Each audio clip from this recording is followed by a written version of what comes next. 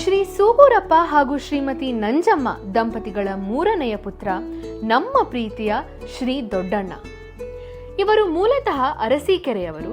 ಕಡು ಬಡತನವನ್ನ ಅನುಭವಿಸಿ ತಾಯಿಯ ಆರೈಕೆ, ಅಣ್ಣನ ದಾರಿ ತೋರುವಿಕೆಯಲ್ಲಿ ಬೆಳೆದ ಶ್ರೀ ದೊಡ್ಡಣ್ಣ ITI ಕೋರ್ಸ್ ಮುಗಿಸಿ ಭದ್ರಾವತಿಯ ಶ್ರೀ ವಿಶ್ವೇಶ್ವರಯ್ಯ ಕಬ್ಬಿಣ ಮತ್ತು ಉಕ್ಕಿನ ಕಾರ್ಖಾನೆಯ ಕಾರ್ಮಿಕನಾಗಿ ಸೇವೆ ಸಲ್ಲಿಸಲು ಪ್ರಾರಂಭಿಸುತ್ತಾರೆ.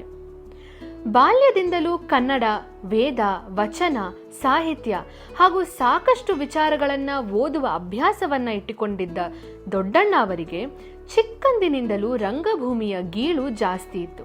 1975ರಲ್ಲಿ ಶ್ರೀಮತಿ ಶಾಂತಮ್ಮ ಅವರನ್ನು ವಿವಾಹವಾಗಿ ಗೃಹಸ್ಥಾಶ್ರಮಕ್ಕೆ ಕಾಲಿಟ್ಟ ದೊಡ್ಡಣ್ಣ ಅವರಿಗೆ 3 ಜನ ಮಕ್ಕಳು. ಶ್ರೀ ಸಿದ್ದಲಿಂಗಯ್ಯ ಅವರ ನಿರ್ದೇಶನದ ಕೂಡಿ ಬಾಳಿದರೆ ಸ್ವರ್ಗ ಸುಖ ಎಂಬ ಚಿತ್ರದ ಮೂಲಕ ಚಂದನವನದ ಅಂದದ ಕುಟುಂಬಕ್ಕೆ ಸೇರಿಕೊಂಡ ಶ್ರೀ ದೊಡ್ಡಣ್ಣನವರು 1000ಕ್ಕೂ ಹೆಚ್ಚು ಕನ್ನಡ ಚಿತ್ರಗಳು, ಕೆಲ ಟಿವಿ ಧಾರಾವಾಹಿಗಳು, ತಮಿಳಿನಲ್ಲಿ 2 ಚಿತ್ರ, ತೆಲುಗಿನಲ್ಲಿ 1 ಚಿತ್ರದಲ್ಲಿ ಅಭಿನಯಿಸಿರುವ ಹೆಗ್ಗಳಿಕೆ ಈ ಮಹಾನಟನದು. ಒಬ್ಬ ಮಗನಾಗಿ, ತಮ್ಮನಾಗಿ, ಪತಿಯಾಗಿ, ತಂದೆಯಾಗಿ, ಸ್ನೇಹಿತನಾಗಿ ಹಾಗೂ ಕರುನಾಡೆ ಮೆಚ್ಚಿರುವ ಅತ್ಯದ್ಭುತ ಕಲಾವಿದನಾಗಿ ಶ್ರೀ ದೊಡ್ಡಣ್ಣ ಅವರ ಕೀರ್ತಿ, ಹೆಗ್ಗಳಿಕೆ, ಸಾಧನೆ ಬಹಳ ದೊಡ್ಡದು. ಇದೇ ವರ್ಷ ಶ್ರೀ ದೊಡ್ಡಣ್ಣ ಅವರು ಅವರ ವೈವಾಹಿಕ ಜೀವನದ ಯಶಸ್ವಿ 50 ವರ್ಷಗಳನ್ನು ಪೂರೈಸಿದ್ದಾರೆ. ಇವರು ಭಾಷಾ ಪ್ರೇಮಿ, ಸಾಹಿತ್ಯ ಜ್ಞಾನಿ, ಭಾವನಾತ್ಮಕ ಜೀವಿ, ಸದಾ ಉತ್ಸಾಹಿ. ಇವರ ಬಾಯಿಂದ ಬರುವ ಶುದ್ಧ ಕನ್ನಡ, ವೇದ ವಚನಗಳ ತಾತ್ಪರ್ಯ, ಅವರ ಜೀವನದ ನೋವು ನಲಿವಿನ ಆಂತರ್ಯ ಎಲ್ಲವೂ ಈಗ ನಿಮ್ಮ ಮುಂದೆ. ಎಲ್ಲ ಕನ್ನಡದ ಮನಸ್ಸುಗಳಿಗೆ, ಕಿವಿಗಳಿಗೆ, ಕಣ್ಣುಗಳಿಗೆ, ಹೃದಯಗಳಿಗೆ ಈ ಕನ್ನಡ ಮಾಸದ ನವೆಂಬರ್ ತಿಂಗಳ ಕನ್ನಡ ರಾಜ್ಯೋತ್ಸವ ಮಾಸದ ಹಾರ್ದಿಕ ಶುಭಾಶಯಗಳು. ನಿನ್ನೆ ಸಂಚಿಕೆಯಲ್ಲಿ ನೋಡಿದ್ರಿ, ಅಪ್ಪಾಜಿ ಮನೆಗೆ ಬಂದಿದ್ವಿ. ಸಾಕಷ್ಟು ಒಂದು ಬದುಕು ಅಂದರೆ ದೊಡ್ಡಣ್ಣ ಸಾಹೇಬ್ರ 101 ನೆನಪು ಒಂದು ಸರಣಿ ಅಲ್ಲ, ಅದೊಂದು ಬದುಕು ಅಂತಲೇ ನಾನು ಹೇಳ್ತೀನಿ. ಯಾಕೆಂತಂದರೆ ಅವರ ಜೀವನದ ಅನುಭವಗಳು, ಅವರ ವಚನಗಳ ಜ್ಞಾನ, ಅವರ ದೇವರು, ದೈವಿಕ ವಿಚಾರಗಳ ಬಗ್ಗೆ ಇರುವ ಒಂದು ಅದ್ಭುತವಾದ ದೈವಜ್ಞಾನ ಇವೆಲ್ಲವೂ ಸಾಕಷ್ಟಿವೆ. ದೊಡ್ಡಣ್ಣ ಅವರು ಬರೀ ಒಬ್ಬ ಸಿನಿಮಾ ನಟ ಮಾತ್ರ ಅಲ್ಲ, ನಾನು ಆ ರೀತಿಯವರು ನೋಡೋದಿಲ್ಲ. ನಾನೊಬ್ಬ ದೈವ ಪುರುಷನಾಗಿ ನೋಡ್ತೀನಿ ಅವ್ರನ್ನ. ಯಾಕೆಂತಂದರೆ ಅವ್ರ ಬಾಯಲ್ಲಿ ಬರೋ ಕನ್ನಡ, ಅವ್ರ ಬಾಯಲ್ಲಿ ಬರೋ ಸ್ಪಷ್ಟತೆ, ಅವ್ರ ಬಾಯಲ್ಲಿ ಬರೋ ಮಾತು, ಇನ್ನೂ ಮನಸ್ಸಿನಲ್ಲಿ ಕೆಲವು ಮುಗ್ಧತೆ, ಇದೆಲ್ಲ ನಿಮಗೂ ಪರಿಚಯ ಮಾಡಿಸ್ಬೇಕು ಅನ್ನೋದೇ ನನ್ನ ಆಸೆ. ಮತ್ತೊಮ್ಮೆ ತಮ್ಮೆಲ್ಲರಿಗೂ ರಾಜ್ಯೋತ್ಸವದ ಶುಭಾಶಯಗಳನ್ನ ತಿಳಿಸ್ತಾ ನಿಮ್ಮೆಲ್ಲರಿಗೂ ಈ ಹೊಸ ಸರಣಿ 101 ನೆನಪಿಗೆ ಸ್ವಾಗತ, ಸುಸ್ವಾಗತ. ನಿಮಗೆಲ್ಲ ಗೊತ್ತು, ಈ ಕಾರ್ಯಕ್ರಮ ಮಾಡಬೇಕಾದ್ರೆ ನಿಮ್ಮ ರಘುರ ಮುಖಕ್ಕೆ ಬಣ್ಣ ಹಚ್ಚಲ್ಲ, ಬಣ್ಣದ ಮಾತಾಡಲ್ಲ, ಆದರೆ ನಮ್ಮ ಬಣ್ಣದ ಲೋಕ ಕಟ್ಟಿಕೊಡಲು ಕಾರಣವಾಗಿರುವ ಈ ರೀತಿ ದಿಗ್ಗಜರನ್ನ ಹೋಗಿ ಹುಡುಕಿ ಹೆಕ್ಕಿ ಅವರ ಜೀವನದ ಕಥೆನ ನಿಮ್ಮ ಮುಂದೆ ದಾಖಲಿಸೋದು ಮರಲ್ಲ ಅಂತ ಹೇಳ್ತಾ ಮತ್ತೊಮ್ಮೆ ಮಗದೊಮ್ಮೆ ತಮ್ಮೆಲ್ಲರಿಗೂ ಸ್ವಾಗತ, ಸುಸ್ವಾಗತ. 101 ನೆನಪು.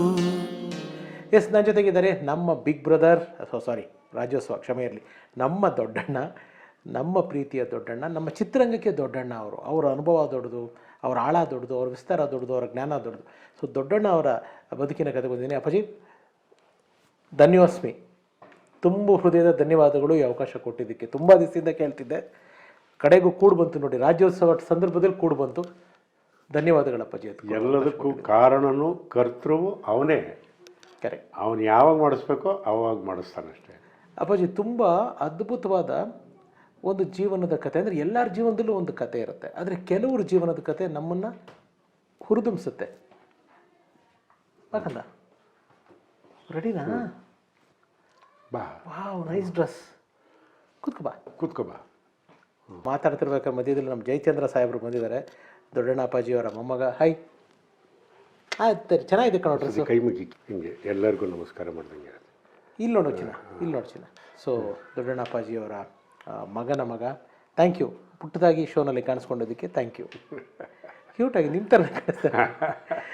ಎಸ್ ಅಪ್ಪಾಜಿ, ಅಂದರೆ ಎಲ್ಲರ ಬದುಕು ಒಂದು ಕತೆ ಇರುತ್ತೆ, ಎಲ್ಲರ ಜೀವನದಲ್ಲೂ ಒಂದು ಕತೆ ಇರುತ್ತೆ. ಆದರೆ ಕೆಲವ್ರ ಕತೆ ನಮಗೆ ಉತ್ಸಾಹ ಕೊಡುತ್ತೆ, ಪ್ರೇರಣೆ ಕೊಡುತ್ತೆ. ಆ ನಿಟ್ಟಿನಲ್ಲಿ ನಾನು ಕೆಲವು ನೋಡಿರೋ ಅಥವಾ ಕೇಳಿರೋ ಕತೆಗಳಲ್ಲಿ ನಿಮ್ಮ ಕತೆ ಹಾಗೆ. ಅಂದರೆ ದೊಡ್ಡಣ್ಣ ಹೆಸರು, ತಾತನ ಹೆಸರು ಬಂದ ಬಡವಳಿ. ಹೌದು, ವಿಷಯದಲ್ಲಿ ಪುಣ್ಯವಂತರು ಅಲ್ವಾ? ಅಂದರೆ ಬರೀ ಆಸ್ತಿ ಮಾತ್ರ ಬರೋದಿಲ್ಲ, ಹಿರಿಕಿರಿಂದ ಹೆಸರು ಬಂದಿದೆ. ಹೌದು. ಸೊ ಅದು ಹೇಗಪ್ಪಾಜಿ, ಹೇಗೆ ದೊಡ್ಡಣ್ಣ? ಹೇಗೆ ಅಂದರೆ ನಮ್ಮ ತಂದೆಗೆ 3 ಜನ ಗಂಡು ಮಕ್ಕಳು. 3 ಜನ ಗಂಡು ಮಕ್ಕಳು ಅಂತಂತಂದರೆ ತಿಪ್ಟೂರ್ ಹತ್ರ ಕಂಚೆಘಟ್ಟ ಅಂತ. ಕಂಚೆಘಟ್ಟದ ಬಸವೇಶ್ವರ ಭಾಳ ಫೇಮಸ್ಸು. ನಮ್ಮ ತಂದೆ ಜಾತ್ರೆಗೆ ಹೋಗಿದ್ದಾಗ ಜಾತ್ರೆಗೆ ಹೋಗೋರು ಕಪಡಿ ಅಂತ. ಅಪ್ಪಾಜಿ ಹೆಸರು ಸೂಗೂರಪ್ಪ ಅಂತ. ಅಮ್ಮ ಹೆಸರು ನಂಜಮ್ಮ. ತಂದೆ ಹೆಸರು ಸೂಗೂರಪ್ಪ. ಸೂಗೂರಪ್ಪ ಅಂತಂತಂದರೆ ಯಾರಿಗೆ ಸೂಗೂರಪ್ಪ ಅಂತಾರೆ ಅಂದರೆ ನಮ್ಮ ಮನೆ ದೇವರು ಬಂದು ಸೂಗೂರು ವೀರಭದ್ರೇಶ್ವರ. ಹಂಗಾಗಿ ಸೂಗೂರು ವೀರಭದ್ರೇಶ್ವರನನ್ನು ಸೂಗೂರಪ್ಪ ಅಂತ ಕರೀತಾರೆ, ಸೂಗೂರೇಶ್ವರ ಅಂತ ಕರೀತಾರೆ, ಚನ್ನವೀರಪ್ಪ ಅಂತಲೂ ಕರೀತಾರೆ. ಮನೆ ದೇವ್ರ ಹೆಸರಿಟ್ಟಿದ್ರು. ಅದಕ್ಕೋಸ್ಕರನೇ ನಮ್ಮ ತಂದೆಯವರ ಹೆಸರು ಹೋಗಬಾರ್ದು ಅನ್ನೋದಕ್ಕೋಸ್ಕರನೇ ನಾನು ನನ್ನ ಮಗನಿಗೆ ಸೂಗೂರೇಶ ಅಂತಲೇ ಹೆಸರಿಟ್ಟಿದ್ದೀನಿ. ಅಂದರೆ ನಿಮಗೂ ಹಾಗೆ ಬಂದಿದ್ದದು ಹೆಸರು? ಹೌದು, ನಮ್ಮ ತಂದೆ ಅದನ್ನೇ ಹೇಳಿಕೊಟ್ಟಿದ್ದು. ನಮ್ಮ ಅಣ್ಣನಿಗೆ ಕಂಚೆಘಟ್ಟದಲ್ಲಿ ಬಸವೇಶ್ವರ ಭಾರಿ ಫೇಮಸ್ಸು. ಅದಕ್ಕೆ ಅವ್ರಿಗೆ ಹರಕೆ ಕಟ್ಟಿದ್ರಂತೆ, ನನಗೆ ಗಂಡು ಮಗ ಆದರೆ ಬಸಣ್ಣ ಅಂತ ಹೆಸರಿಡ್ತೀನಿ, ಹೆಣ್ಣು ಮಗು ಆದರೆ ಬಸಮ್ಮ ಅಂತ ಹೆಸರಿಡ್ತೀನಿ. ನಮ್ಮ ಅಣ್ಣ ಹುಟ್ಟಿದ್ರು, ಮೊದಲನೇ ಅಣ್ಣ, ಹಾಗಾಗಿ ಅವ್ರಿಗೆ ಬಸವರಾಜು ಅಂತ ಹೆಸರಿಟ್ರು. ಎರಡನೇ ಅಣ್ಣನಿಗೆ ಇವರು ಇದಕ್ಕೆ ಹೋಗಿದ್ರು ಕಪಡಿಗೆ, ರೇಚಣ್ಣ ಅಂತ, ಅಲ್ಲಿ ಪವಾಡ ಪುರುಷ ಬಸವಣ್ಣವ್ರ ಕಾಲದವನು. ಆವಾಗ ವಿಷಯ ಗೊತ್ತಾಯಿತು, ನೋವು ತಿಂತಾಯಿದ್ದಾರೆ ಅಂತ. ಇವಾಗಲೂ ಹಂಗೆ ಹಾಸ್ಪಿಟ್ಲ್ ಏನಿಲ್ಲ, ವಾರಗಟ್ಟಲೆ ನೋವು ಅನುಭವಿಸ್ಬೇಕು. ದೇವರು ಹಣ್ಣಾದಾಗ ತೊಟ್ಟು ಕಳಿಸ್ಕೊಂಡು ಬಿದ್ದಂಗೆ ಅದು ಹೆರಿಗೆ ಆದಾಗ ಇದು ಮಾಡಬೇಕು. ಅವಾಗ ಇದು ಮಾಡ್ಕೊಂಡಿದ್ರಂತೆ, ಜಾಸ್ತಿ ಕಷ್ಟ ಕೊಡಬೇಡ, ನಿನ್ನ ಹೆಸರಿಡ್ತೀನಿ ಅಂತ ಕೈ ಮುಕ್ಕೊಂಡಿದ್ರಂತೆ. ಹಾಗಾಗಿ ನಮ್ಮ ಎರಡನೇ ಅಣ್ಣ ಹುಡ್ದ, ಅವನಿಗೆ ರಾಚಣ್ಣ ಅಂತ ಹೆಸರಿಟ್ಟರು. ಕೊನೆಯದಾಗ ಏನಾಯಿತು, ನಾನು ಹುಟ್ಟಬೇಕಾದ್ರೆ ಅಂದ್ಕೊಂಡಿದ್ರಂತೆ ನಮ್ಮ ಅಪ್ಪನ ಹೆಸರು ಯಾರಿಗೂ ಇಡಲಿಲ್ವಲ್ಲ, ನಮ್ಮ ವಂಶದ ಹೆಸರು ಹೋಗ್ಬಿಡುತ್ತೆ, ನಮ್ಮ ತಾತನ ಹೆಸರು ಇಡಲೇಬೇಕು, ನಮ್ಮ ಅಪ್ಪಾಜಿ ಹೆಸರು ಇಡಬೇಕು ಅಂತ. ನಮ್ಮ ತಂದೆ ಏನು ಮಾಡಿದ್ರು, ಕಡಲೆ ದೊಡ್ಡಪ್ಪ ಅಂತ ನಮ್ಮ ತಾತನ ಹೆಸರು, ಅದನ್ನು ನನಗಿಟ್ರು. ನಾನು ಯಾವ ದೇವ್ರ ಹೆಸರು ಇಡಲ್ಲ, ಅದನ್ನಿಟ್ರು. ನಮ್ಮ ಅಪ್ಪಾಜಿಗೆ ಸುಮಾರು ಜನ ಆಡ್ಕೊಳ್ಳೋರು, ಏನಯ್ಯ ನೀನು ದೊಡ್ಡಣ್ಣ ಅಂತ ಹೆಸರಿಟ್ಟಿದ್ಯಾ, ಹಳೆಯ ಕಾಲದ ಹೆಸರು, ಅವನೇನಾದ್ರು ಚೇಂಜ್ ಮಾಡ್ಕೊಂಬಿಟ್ರೆ, ಬದಲಾಯಿಸ್ಕೊಂಬಿಟ್ರೆ, ಲಾಯರ್ ಹತ್ರಕ್ಕೆ ಹೋಗಿ ಕೋರ್ಟಲ್ಲಿ ಅಂತ ಬಂದಾಗ ಅವ್ರನ್ನ ಮಾತು ಹೇಳೋರು. ಎಷ್ಟು ಚೆನ್ನಾಗಿ ನಮಗೆ ಅದು ತಲೆಯಲ್ಲಿ ನಾಟಿತ್ತು ಅಂದರೆ, ನನ್ನ ಮಗ ಆದರೆ ಉಳಿಸ್ಕೊಂತಾನೆ, ಬೇರೆಯವ್ರ ಮಗ ಅಂದರೆ ಕಳ್ಕೊಂತಾನೆ ಹೋಗಯ್ಯ. ಅದಕ್ಕೋಸ್ಕರನೇ ನಾನು ಸಿನಿಮಾ ಆರ್ಟಿಸ್ಟ್ ಆಗೋ ಯೋಗ ಬಂದರು ಸಹಿತ ನನ್ನ ಹೆಸರನ್ನ ಬದಲಾಯಿಸ್ತೀನಿ ಅಂತ ಸಿದ್ಲಿಂಗಯ್ಯನವ್ರು ಹೇಳಿದಾಗ, ದಯವಿಟ್ಟು ಬೇಡ, ಇದು ನಮ್ಮ ತಾತನ ಹೆಸರು, ನನಗೆ ಹಿಂಗೆ ಇರಲಿ ಅಂತ 15 ದಿವಸ ಇಬ್ಬರಿಗೂ ಗುರು ಶಿಷ್ಯರಿಗೆ ವಾರ. ಕೊನೆಗೆ ಒಂದು ದಿವಸ ಅವ್ರು ಯೋಚನೆ ಮಾಡ್ಬಿಟ್ಟು, ಅದು ಚೆನ್ನಾಗೈತೆ ಕಣೋ, ಯಾರಿಗೆ ನೀನು ಕರಿಬೇಕಾದ್ರೂ ದೊಡ್ಡಣ್ಣ ಅಂತ ಕರಿಬೇಕೆ ಹೊರತು ದೊಡ್ಡಣ್ಣ ಅಂದರೆ ನೀನು ಓದ್ತೀಯಾ, ಬಿಡು ಇರಲಿ ಅಂತೇಳ್ಬಿಟ್ಟು ಪಕ್ಕ ಆಯಿತು.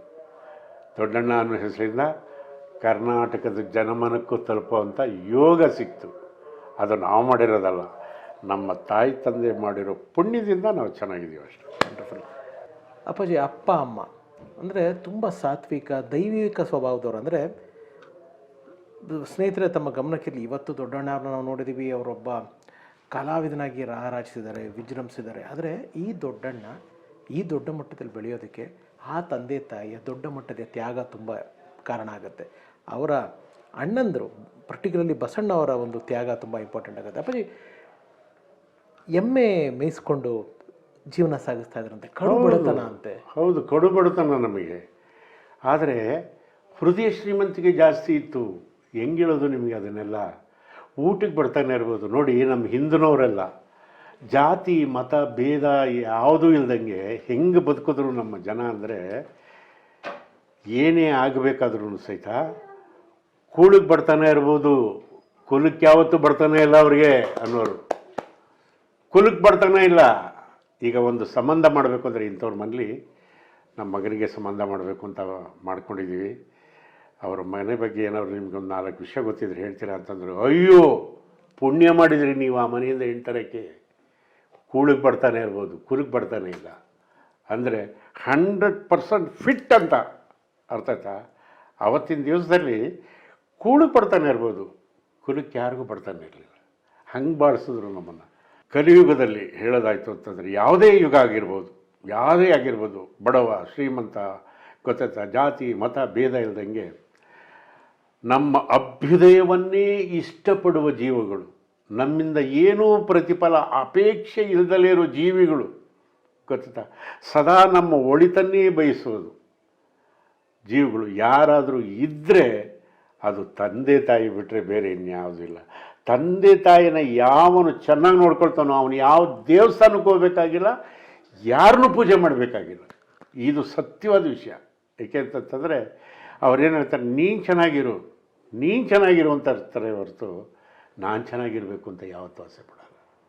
ಇದೇ ಗುಟ್ಟು ಜೀವನದ್ದು. ಏಕೆಂದರೆ ನೀವು ನಂಬ್ತಿರೋ ಬಿಡ್ತಿರೋ, ನಾವು ಬೆಳಗ್ಗೆ ಎದ್ದ ತಕ್ಷಣವೇ ಮಾತೃದೇವೋ ಭವ, ಪಿತೃದೇವೋ ಭವ, ಆಚಾರ್ಯ ದೇವೋ ಭವ, ಕುಲದೇವತಾಭ್ಯೋ ನಮಃ, ಕಾಪಾಡಪ್ಪ ತಂದೆ ಅಂತ ಹೇಳ್ಬಿಟ್ಟು ಆಚೆ ಹೋಗ್ತೀವಿ. ಯಾಕೆ ಹೇಳಿ, ನಮಗೇನೇ ಹೆಚ್ಚು ಕಮ್ಮಿ ನಾವು ಹಾದಿ ತಪ್ಪೋದಿದ್ರು ಅದಲ್ಲ ಮಗ, ಇದು ಸರಿಯಾದ ಹಾದಿ ಅಂತ ಆ ಚೇತನಗಳು ನಮ್ಮನ್ನು ಸರಿಯಾದ ದಾರಿಯಲ್ಲಿ ನಡೆಸ್ತಾರೆ ಅಂತ. ಅಷ್ಟೇ ಜೀವನ.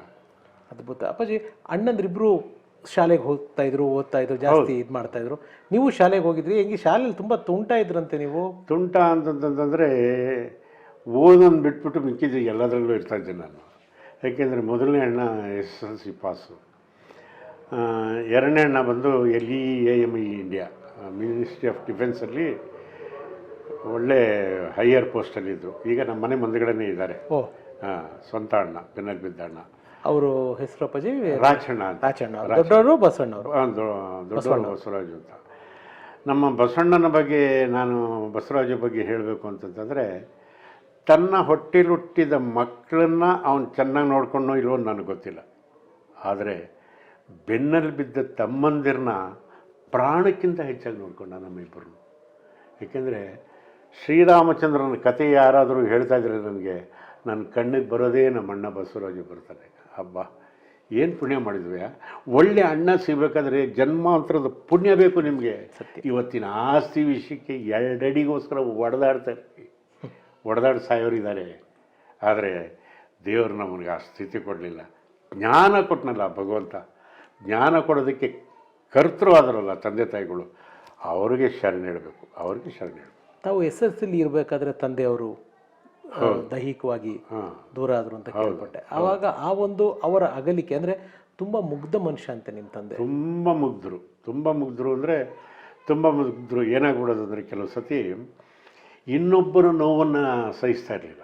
ತನಗೆ ಎಷ್ಟೇ ನೋವು ಬಂದರೂ ಸಹಿಸೋರು, ಪರರ ನೋವನ್ನು ಸಹಿತ. ಹೌದು. ಯಾಕೆ ಅಂತಂದರೆ ನಮ್ಮ ಕಾಲದಲ್ಲಿ ಏನಾಗೋದು ಅಂತಂದರೆ, ಯಾವುದನ್ನ ಸಂಕಲ್ಪ ಮಾಡ್ಕೊಂಬಿಟ್ಟು ಸಿದ್ರು ಅಂತ ಬರೋರು, ಈ ಮುಳ್ಳಿನ ಹಾವಿಗೆ ಮೇಲೆ ನಿಂತ್ಕೊಂಡು ಗಂಟೆ ಆಡಿಸ್ಕೊಂಡು ನಿಂತಿರೋರು ಹಿಂಗೆ. ಏಕೆಂದರೆ ಯಾವುದೋ ಒಂದು ಕೆಲಸಕ್ಕೆ ಅವ್ರ ಹತ್ರ ದುಡ್ಡಿಲ್ಲ, ಸಾತ್ವಿಕತನೇ, ಅರ್ಥ ಆಯ್ತಾ, ಸತ್ಯವಾದವರು. ಯಾರು ಗಮನಿಸ್ತಿದ್ರು ಏನೋ ಗೊತ್ತಿಲ್ಲ. ನಮ್ಮ ತಂದೆ ಹೋಗ್ಬಿಟ್ಟು ಎಮ್ಮೆ ಹಾಲನ್ನು ತೊಗೊಂಡೋಗಿ ಹೋಟ್ಲಿಗೆ ಕೊಟ್ಟು ಅಲ್ಲಿ ಸಿಗೋ 8 ಆಣೆ ತಗೊಂಬಂದು ಅಕ್ಕಿ ತರಬೇಕಾಗಿತ್ತು. ಅಂಥ ಕಾಲ ಅದು. ಆಗ ಮಕ್ಕಳಿಗೆ ಅನ್ನ ಮಾಡಿ ಬಡಿಸುವಂಥದ್ರು ನಮ್ಮ ತಾಯಿ. ಅಂಥ ಸಮಯದಲ್ಲೂ ಸಹಿತ ನಮ್ಮ ತಂದೆ ಏನು ಮಾಡೋರು, ಯಾವ ಸಂಕಲ್ಪಕ್ಕೋಸ್ಕರ ನಿಂತಿದ್ರು ಗೊತ್ತಿಲ್ಲ, ಸಿದ್ದರೆ ನಿಮ್ಮ ಕೈ ಮುಗಿತೀನಿ, ನನ್ನ ಹತ್ರ ಇರೋದಿಷ್ಟು, ಇದು ನಿಮ್ಮ ಪಾದಕ್ಕೆ ಒಪ್ಪಿಸ್ಕೊಂಡು ಈ ಮುಳ್ಳಾವಿಗೆಯಿಂದ ಕೆಳಗಡೆ ಇಳೀರಿ ಅಂತ ಕೈ ಮುಗಿಯೋರು. ಕೈ ಮುಗಿದವ್ರನ್ನ ಇಳಿಸಿ ಅವ್ರಿಗೆ ದುಡ್ಡು ಕೊಟ್ಬಿಡೋರು. ಮನೆಗೆ ಬಂದರೆ ನಮ್ಮಮ್ಮ ಜಗಳ ಮಾಡೋರು.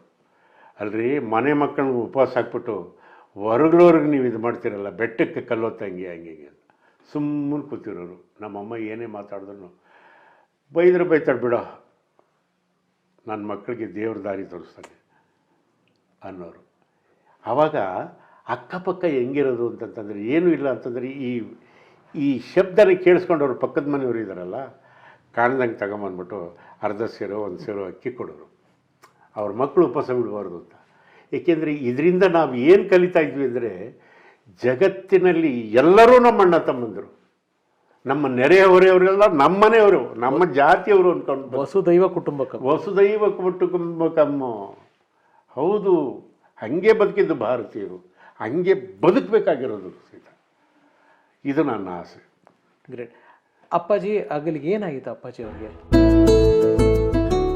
ಅಮ್ಮ, ನಮ್ಮದು ಮಠ ಯಾವುದಮ್ಮ ಅಂದರೆ ನಮ್ಮಮ್ಮ ಏನು ಮಾಡಬೇಕು, ಡಾಕ್ಟರ್ನ ಕೇಳಿ, ಯಾವನು ಹೇಳ್ಕೊಟ್ಟಿದ್ದು ನೀಚ ನಿನಗೆ, ಮಠ ತಗೊಂಡು ಏನು ಮಾಡ್ತೀಯ, ಬದುಕಿರೋರ್ಗೆ ಒಳ್ಳೇದು ಮಾಡಿ ಸಾಯಿ ಮಗನೇ, ಅಷ್ಟೇ. ಯಾವ ಮಠ ತಗೊಂಡು ಏನು ಮಾಡ್ತೀಯ?